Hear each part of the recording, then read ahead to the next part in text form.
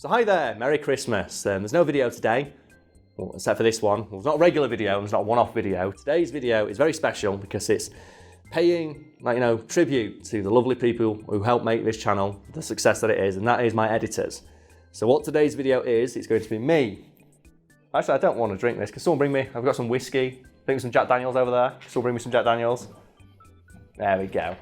So this is going to be me just having a drink. Because it's Christmas Day, when this video goes up. And what's going to be happening is my lovely editors, Nisha, Brad and Lucas, are all going to take turns editing this video to put either a roaring fire or some Christmassy scene behind me, for which they will be paid 100 of our British pounds each as a Christmas bonus for all the work they've done. So to them, I'd like to say thank you, and to everyone at home, I'd like to say Merry Christmas. Oh God, that's a lot. Whiskey. Or bourbon, I don't care. But yes, this video is literally going to be now just finishing this little bit of bourbon and Pepsi.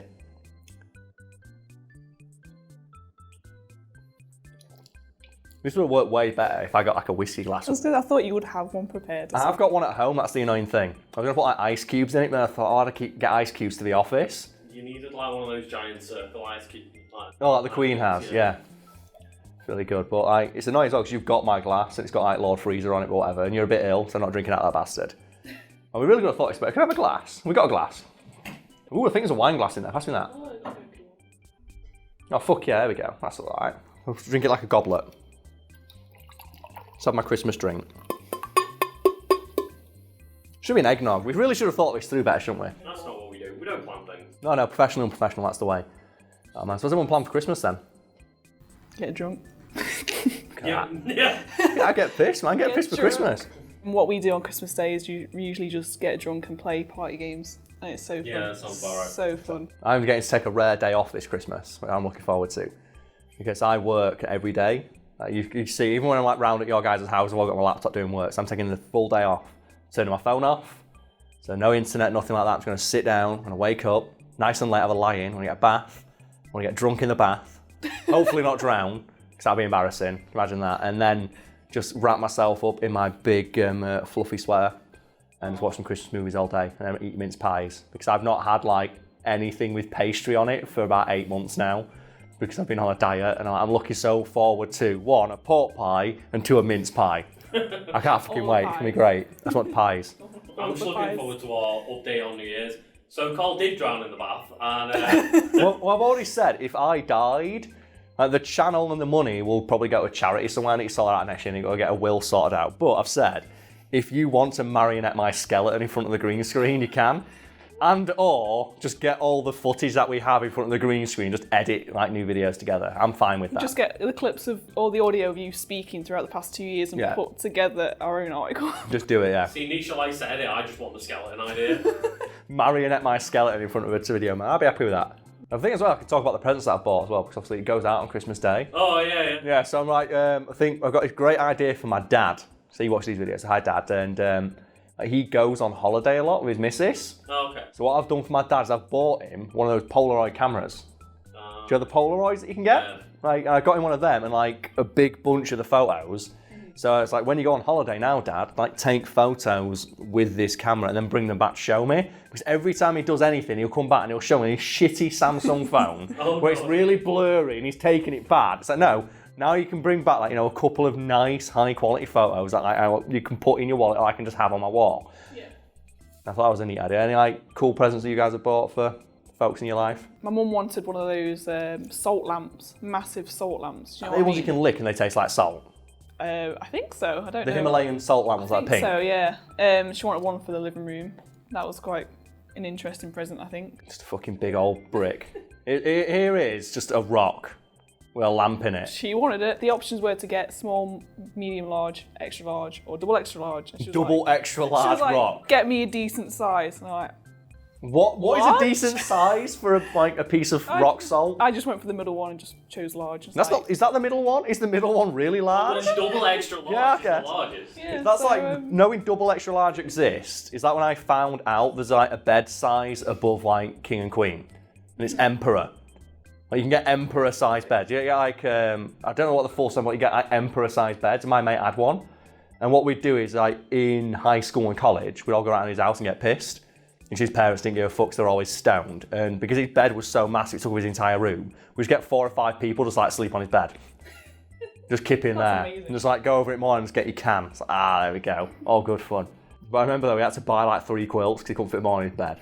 So what a let. It's like, that's the only bed in my entire life I've ever slept on. My feet didn't dangle off the edge. What about the triple mattress I had? The triple mattress. Oh man, do you want to talk about the triple mattress? That was fucking. You were like such a prima donna at uni, mate. When you've got like, what was it? You've got 1 mattress in your bed, but there was 2 spare rooms. So you stole the mattresses out of them. No, there was 2 in the spare living room that were getting chucked out. Oh, so you just took them. So I just took them. And had 3 mattresses. So that when people came round, we could like use spare. See, I need to know, Lucas. Like, I medically need to know.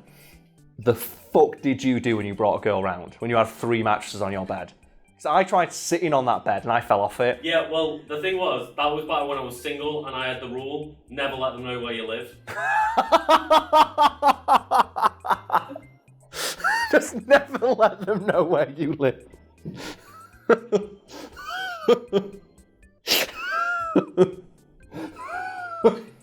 Merry Christmas, everybody. Peace to all men and goodwill for all. And just here's to Lucas in his 20s, just like fucking random women and not calling them afterwards, I guess. Fucking hell, man. What dick move was that, man? So I think I remember saying that as a joke once, and my mate just fucking lost it. When I was wearing like recently some skinny jeans, and I bought some new trainers, some white trainers. And my mate went, "Oh, you're like such a fuck boy in those trainers." I went, "Yep, I sleep with girls and never call them," and he just fucking just lost it. So, oh man, it was such a rough day that was. Oh god. Right, any New Year's plans then? Get drunk. You get drunk. You can tell we're British, can't you? You can tell we're British in our 20s and not with no like commitments or people outside. Well, I've got to fucking work New Year. So. Oh no, at Nando's as well. That's rough.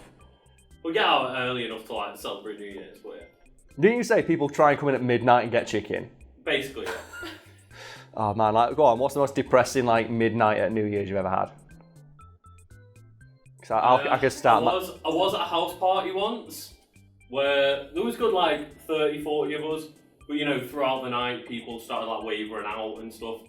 And then I noticed about 1 minute before midnight hit, I was sat in a room with like 5 couples on my own. Oh. And everyone just looking around, everyone's on different sofas and chairs, just hugging each other and kissing each other, and I'm like, well, oh, yeah. I wish I'd told some of those girls where I live now. Think for mine, so I worked at a bar. And people never ask stories. I work like behind the scenes, like cleaning toilets and all that shit. And like at midnight, I had to go to the VIP area to serve champagne. And I went to serve some champagne. And I was like, already, I feel like a fucking knobhead. So I'm stood here in this fucking penguin suit serving champagne. Giving it to all these people who earn way more money than me and are blowing it on like this ridiculously overpriced bullshit package that they've all bought. And I remember like 2 minutes before midnight, someone's come up and goes, "There's a massive shit in the toilet, you need to sort it out." And I had that moment where I would rather go and unclog that toilet than see these drunken assholes celebrate New Year and presumably, like, you know, knock over all the drinks in my hand. So I just put the drinks down and went and cleaned the toilet. And I spent New Year's sat in a VIP toilet, just sat on the toilet and said, "I'm taking 5 minutes," and just locked the door. And that was my New Year's that year. It was all right. I went out. I was hoping to get a glass of champagne, but told me no drinking on the job. Happy New Year! And then I found out as well at the end of that shift that we weren't getting double time. Because the shift, they said technically the shift started on New Year's Eve and you don't get paid double time on New Year's Eve. And what about for the 4 hours we worked after midnight? No, it didn't work like that. That shit. Yeah. And I didn't bring my wallet to work and we went to get beer afterwards and asked if someone to spot me and they said no. So I had to go get water and I was just sat there. As everyone drunk and no one had spot me. Anyway, Nisha, what was yours? To be honest, I've not really had any depressing ones. There was one where fuck you then. I was so drunk that I wasn't let into a pub. That was like 4 years ago now. I was so drunk that I went out and they wouldn't let me back in. And then I thought you were going to say like, that was when I was 16. Well, no, that was like 4 years ago. That was last year, that was. Just thought of this New Year's I had, which I forgot about, which made me laugh. You drunk on that one as well? No, because I was like 16 at this point. So you were drunk? Everyone was doing the countdown and there was this one like really drunk guy. He was counting a bit later than everyone else. Oh, and that's everyone amazing. was just like booing him. I don't know about you guys, but for New Year's it was always like go to like a neighbour's house or whatever. Yeah. And like it would always be when I hit like 15, 16, my neighbour going up to me going, oh yeah, you can have one drink. But then 12 different neighbours Would say the same thing, yeah. The same thing. That happened to me when the first time I ever got drunk. I was like sat, it was like a Christmas, New Year's party time. Do you know that weird era, like time before New Year's, but after Christmas, Yeah, that week. where you just don't know what's going on, and Phase. you don't know if you're working as an adult, and as a kid, like you don't know when it's time to take your presents from the front room to your bedroom. I know exactly what you mean. And I was like, it's a neighbour's party right here. So again. And just someone came up and went, oh, here you go, do you want some Baileys? I went, oh, it's really nice, it tastes like milk. And I was like, I really like Baileys. And oh, do you? Like, tilt your head back. And I just poured like a bottle of Baileys into my mouth. And I just kept drinking, because I thought it was like, like a milkshake. Yeah. Do you know when you have like brandy chocolates? Yeah. And you have that sting to them, but you don't think of it as alcohol in your head. So I just thought it was like that. I thought it was the stuff they put inside those chocolates.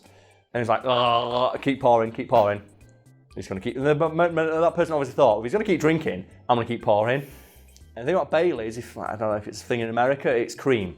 It's basically double cream with alcohol in it. And I imagine like the stomach of a very, very skinny 15-year-old who's had like 100 sausage rolls and has been drinking pop all day, so already has like a stomach full of very acidic things, gets hit by about half a litre of double cream with alcohol in it. That's rough. Yeah. I'll tell you, the one thing that tastes worse than half a litre of Baileys. It's half a litre of Baileys coming straight back up into the sink. And the worst part is as well, because then you've got like a mouth coated with Baileys, stomach acid and whatever the hell else you're eating. Everything else that you go drink after that point just tastes like Baileys and stomach acid. And thankfully, I was able to get through that traumatic experience and start drinking again. And I'm really glad about that. Merry Christmas, everybody.